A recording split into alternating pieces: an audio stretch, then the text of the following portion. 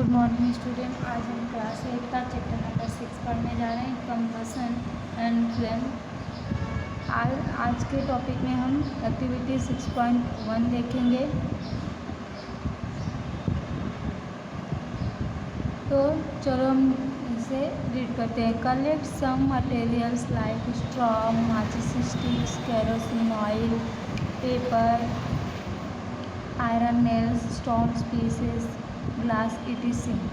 तो आपको कलेक्ट करने हैं सम मटेरियल्स, कुछ मटेरियल्स आपको कलेक्ट करने हैं। जैसे लाइक स्ट्रॉ, स्ट्रॉ मतलब होता है जिससे नारियल पानी वगैरह पीते हैं, वो स्ट्रॉ। माचिस sticks, kerosene oil, paper, iron की कीलें यानी कि लोहे की जो कील होती है, स्टोन पीस पत्थर का कोई टुकड़ा, ग्लास मतलब कांच का टुकड़ा। ये सभी चीज़ें आपको कलेक्ट करनी है, लेनी है under the supervision of your teacher, और आपके टीचर के सुपरविजन में इन सभी चीज़ों को बर्न करना है, जलाना है। Try to burn each of these materials one by one. और आपको आपके टीचर के सुपरविजन में यानी कि अपने टीचर के देख रेख में, क्योंकि ये सभी चीज़ें जलेंगी तो इससे आपको आप जल भी सकते हो, इसलिए आपके टीचर के सुपरविजन में आपको इसको बर्न करना है। ट्राई टू बर्न, अब आप उस सभी चीज़ों को वन बाय वन करके बर्न करना है। If combustion take place, mark the material combustible, otherwise mark it non combustible. तो इन सभी चीज़ों को जलाना है, और जो चीज़ें जल जाएंगी उसमें से लाइट और हीट प्रोड्यूस होगा। तो जो जलेंगी जिसमें से हाई और जलने के बाद उसमें से हीट और फ्लेम प्रोड्यूस होगा यानी कि लाइट प्रोड्यूस होगा, तो वो कम्बस्टिबल है। और जो नहीं जलेगा वो नॉन कम्बस्टिबल है। तो चलो हम टेबल 6.1 को देखते हैं। यहाँ पे कुछ आपको 3 कॉलम बनाने हैं, जिसमें एक मटेरियल लिखने हैं और कम्बस्टिबल और नॉन कम्बस्टिबल। तो जैसे कि हम एक्टिविटी करते हैं ऊड से, ऊड को हम जलाते हैं तो वो जल जाता है और उसमें से आग भी निकलता है और हीट भी देता है, प्रोड्यूस होता है, तो ये कम्बस्टिबल है। तो इसलिए जो वुड है वो कम्बस्टिबल है। पेपर, तो पेपर को भी जलाते हैं तो उसमें से लाइट और हीट प्रोड्यूस होता है, तो ये भी क्या है, कम्बस्टिबल है। आयरन नेल्स यानी कि जो लोहे के कीलें होती हैं क्या वो जलती हैं? नहीं, तो वो नॉन कम्बस्टिबल है। केरोसिन ऑयल भी जलता है, तो ये भी कम्बस्टिबल है। स्टोन पीस, पत्थर का टुकड़ा, ये नॉन कम्बस्टिबल है। स्ट्रॉ, तो ये स्ट्रॉ भी जलता है, तो ये भी कम्बस्टिबल है। चारकोल, ये भी जलता है, ये भी कम्बस्टिबल है। माचिस स्टिक्स, ये भी जलता है। ग्लास, ये नॉन कम्बस्टिबल है।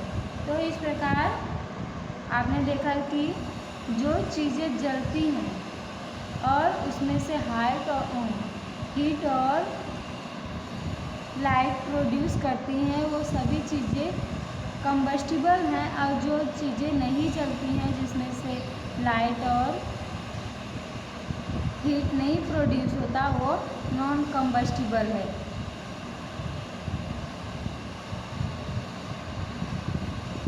Can you name some more substance which are combustible? You can add those to table 6.1। इसी प्रकार आप और भी चीज़ें होंगी, और भी सम मोर सब्सटेंस, और भी जो इस प्रकार के मटेरियल होंगे जो कम्बस्टिबल होंगे, आप इसमें टेबल में ऐड कर सकते हो। और यहाँ पे लिख सकते हो लेट अस। तो हम let us investigate condition under which combustion take place. तो हम चलो इन्वेस्टिगेट करते हैं कि किस प्रकार का कंडीशन चाहिए होता है कंबसन होने के लिए, किस प्रकार का प्लेस या कंडीशन होना चाहिए कंबसन होने के लिए। तो इसके लिए हम एक्टिविटी 6.2 को देखेंगे। Be careful while handing burning candle.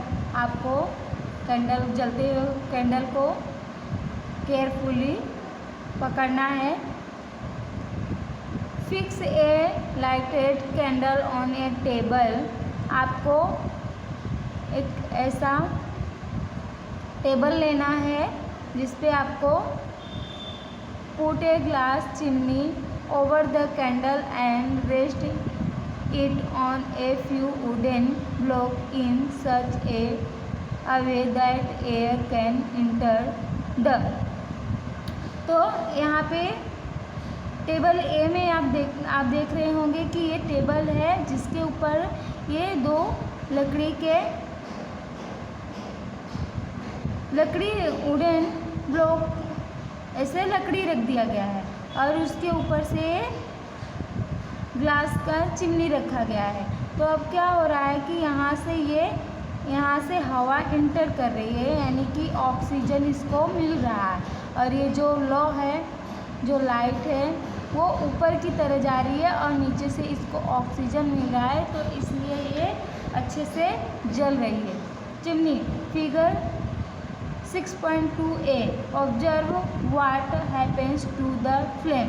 तो आप ऑब्जर्व कर रहे होंगे कि ये जो फ्लेम है वो जल रहा है, जो लौ है वो जल ही रही है। Now remove the block and let us chimney rest on the table. अभी बी में क्या करना है, जो लकड़ी का टुकड़ा है इसको हटा देना है और ये चिमनी को ऐसे ही टेबल पे रख देना है on the table. Figure 6.2b again observe the flame. अभी आप फ्लेम को ऑब्जर्व करो कि ये कैसा हो रहा है। आप देख रहे हो कि ये फ्लिकर कर रहा है, फ्लिकर एंड गिव स्मोक। और ये फ्लिकर कर रहा है यानी कि जल बुझ रहा है और इसमें से स्मोक प्रोड्यूस हो रहा है। तो इस प्रकार उसमें से अब ऑक्सीजन नहीं मिल रही है, जितना उसे ऑक्सीजन मिलना चाहिए उस फ्लेम को जलने के लिए उतना ऑक्सीजन उसे नहीं मिल रहा है। तो आप देख रहे होंगे कि ये फ्लेम जो होता है कंबसन होने के लिए ऑक्सीजन ज़रूरी होता है। अगर ऑक्सीजन नहीं रहेगा तो वो कंबसन नहीं होगा।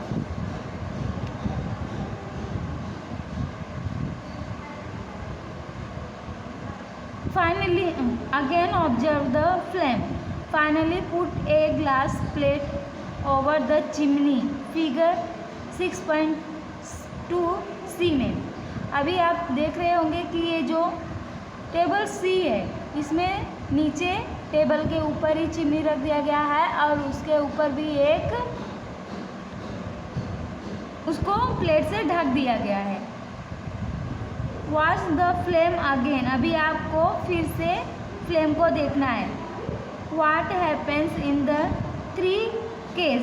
अभी 3 जो टेबल है ये वाला उसमें क्या हो रहा है। Does the flame flicker of.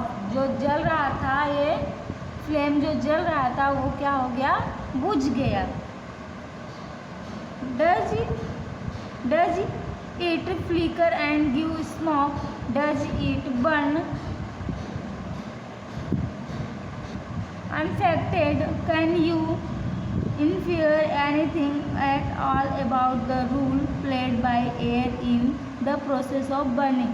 तो आपको समझ में आ गया होगा कि ये इसके जलने के लिए जो एयर का क्या रोल है, क्या यहाँ पे एयर जो है क्या रोल प्ले करती है। तो आप इससे पता ये चलता है कि किसी भी चीज़ को जलने के लिए ऑक्सीजन चाहिए होता है।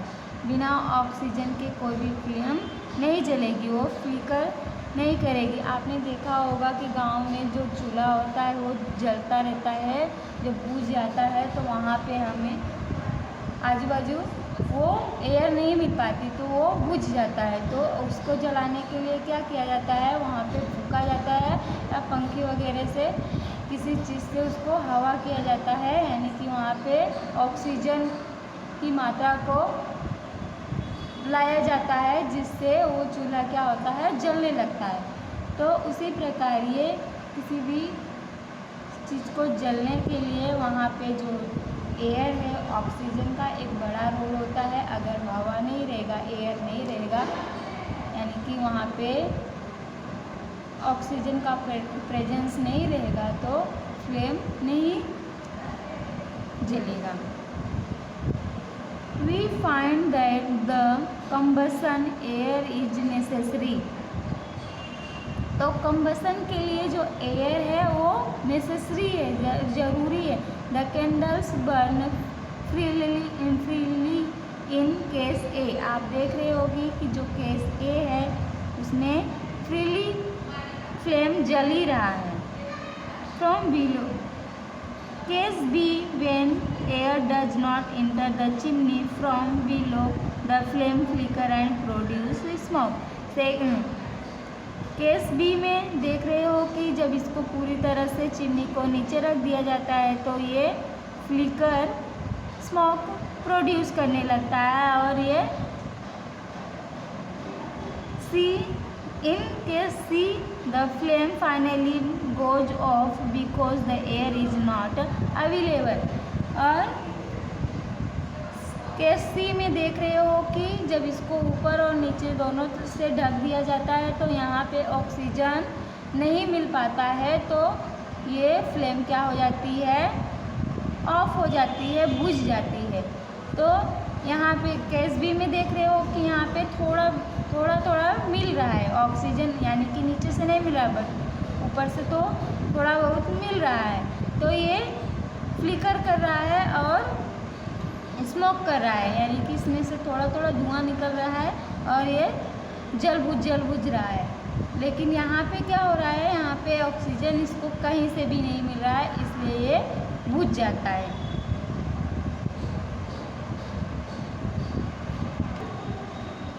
यहाँ पे बूझो क्या बोल रहा है, वी हैव रीड दैट, मैंने पढ़ा है, हमने पढ़ा है, the sun produce its own heat and light. जो सन होता है वो हीट और लाइट प्रोड्यूस करता है। It is also some kinds of combustion. क्या ये भी एक प्रकार का कम्बसन है? तो हम ऐसा नहीं कह सकते कि जिस प्रकार कैंडल को जलाते तो उसमें से हीट और लाइट प्रोड्यूस करता है एयर के प्रेजेंस में, ऐसा नहीं कह सकते, क्योंकि जो सन होता है उसमें से न्यूक्लियर रिएक्शन के द्वारा ये एयर और लाइट प्रोड्यूस करता है, हीट और लाइट प्रोड्यूस करता है। तो हम ऐसा नहीं कह सकते कि ये कैंडल की तरह कि उसमें से लाइट एयर के प्रेजेंस में हीट और लाइट प्रोड्यूस कर रहा है। उसमें एक न्यूक्लियर रिएक्शन होता है जिसके कारण वो पृथ्वी पे चारों तरफ हीट और लाइट प्रोड्यूस करता है। इसके बारे में आप हायर क्लास में पढ़ेंगे अच्छे से। In the sun heat and light are produce by nuclear reaction. Sun में हीट और लाइट जो प्रोड्यूस होता है वो न्यूक्लियर रिएक्शन के द्वारा होता है। You will learn about this process in higher class. और इसके बारे में आप अच्छी तरह से हायर क्लास में रीड करोगे, लर्न करोगे। Activity 6.3 place a piece of burning wood और charcoal on an iron plate और तवा। आपको जलता हुआ लकड़ी का टुकड़ा या फिर चारकोल का टुकड़ा लेना है, उसको प्लेट पे या फिर तवे पे रख देना है। Cover it with a glass jar और ए टम्बलर। आपको उस टुकड़े को किसी ग्लास के जार से या फिर टम्बलर से कवर कर देना, और एक transparent plastic jar. Observe what happens. Does charcoal stop burning after some time? Can you think of the reason why it stop burning? तो जब उसको आप ढक दोगे तो वो क्या करेगा कि कुछ समय बाद वो जलना बंद हो जाएगा। ऐसा क्यों होता है? क्यों वो ऐसा क्या रीज़न है कि वो जलना बंद हो जाता है? क्योंकि वहाँ पे एयर यानी कि ऑक्सीजन नहीं आ रही है, उसको ऑक्सीजन नहीं मिल रहा है, इसलिए वो जलना बंद कर देता है। You might have heard that when the cloth of a person catch fire, the person is covered with a blanket. आपने सुना होगा कि जब किसी व्यक्ति के कपड़े में आग लग जाती है, cloth of a person catch fire, जब किसी व्यक्ति के कपड़े में आग पकड़ लेती है, the person is covered with A blanket, तब उसके ऊपर क्या कर दिया जाता है? एक ब्लैंकेट, मोटा ब्लैंकेट करके उसको कवर कर दिया जाता है, उसको ढक दिया जाता है। Extinguish fire figure 6.3, can you guess why? तो जब मोटा ब्लैंकेट हम उसको कवर कर देते हैं तो वहाँ पे जो ऑक्सीजन होता है वो जाना बंद हो जाता है, जिससे वो जो आग लगी रहती है वो बुझ जाती है। Now recall some of your experience. आपने इस प्रकार के एक्सपीरियंस को किया होगा। डज ए माचिस स्टिक बर्न बाय इटसेल्फ? जो क्या माचिस का जो माचिस की स्टिक होती है वो अपने से जल जाती है? How does it burn? या उसे कैसे जलाया जाता है? आप देखते होंगे कि जो माचिस स्टिक्स होता है उसको इस तरह उसको घिसा जाता है तो वो जलता है। You must have had an experience of burning a piece of paper. आपने कागज़ को जलाया होगा। जब आप माचिस के स्टिक्स को जलाकर कागज़ के पास लाते हो तो वो जलने लगता है। Does it burn when a burning माचिस sticks is brought near it? जब भी आप माचिस स्टिक को जलाकर उसके कागज़ के नज़दीक में, पेपर के नज़दीक में लाते हो तो वो इसमें आग पकड़ लेता है, फिर वो जलने लगता है। Can you burn a piece of wood by bringing a light माचिस स्टिक नियर इट? क्या उसी प्रकार जिस प्रकार आपने कागज़ के पीस को जलाया, क्या उसी प्रकार आप लकड़ी के पीस को भी इस प्रकार माचिस स्टिक को उसके पास में लाकर उससे जला सकते हैं? तो नहीं जला सकते, क्योंकि सभी को जलाने के लिए कंडीशन चाहिए होता है, तो वो नहीं जलता है। Why do you have to use paper और kerosene oil to start fire in wood और चारकोल? लकड़ी के टुकड़े या फिर कोल को जलाने के लिए पेपर और केरोसिन का उपयोग क्यों किया जाता है? उसका यूज क्यों किया जाता है? Have you heard of forest fire? आपने सुना होगा फॉरेस्ट फायर, जंगल में लगी आग आपने सुना होगा। During extreme heat of summer at some place dry grass catch fire. जब गर्मी के समय में बहुत ज़्यादा गर्मी पड़ता है तो क्या हो जाती है, जो घासें होती हैं वो सूख जाती हैं और किसी वजह से उसमें फायर आग पकड़ लेती है। तो इस प्रकार धीरे धीरे घास जलते जलते आपने देखा होगा कि वो आग पेड़ों में भी लग जाती है और देखते ही देखते पूरा का पूरा जंगल ख़त्म हो जाता है। From the grass it spread to tree and very soon the whole forest is on fire. Figure 6.4 it is very difficult to control such fire. और इस प्रकार पूरा जंगल ही ख़त्म हो जाता है इस प्रकार आग पकड़ने से, और इसको बुझाना भी बहुत ही डिफ़िकल्ट होता है। तो ऐसा क्यों होता है?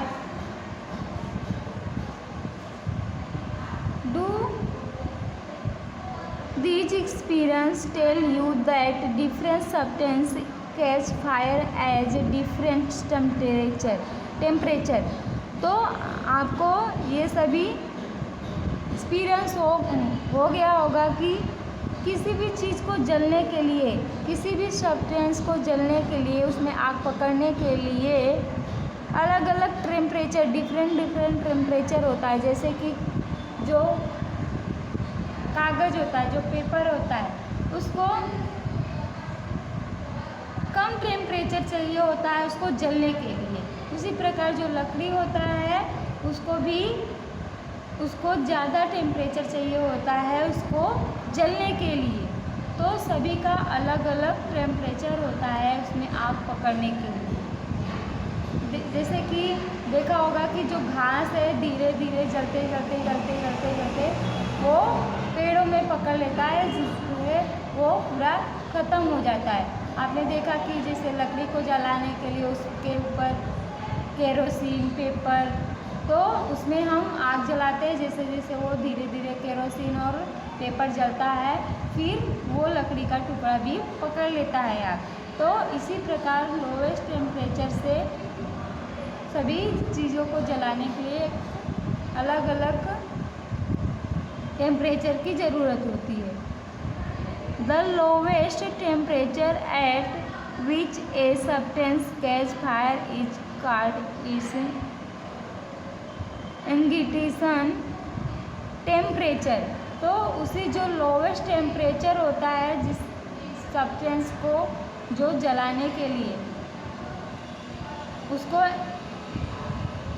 इंगिटेशन टेम्परेचर कहते हैं। आज के लिए बस इतना ही, इसके बाद का नेक्स्ट वीडियो में। Thank you.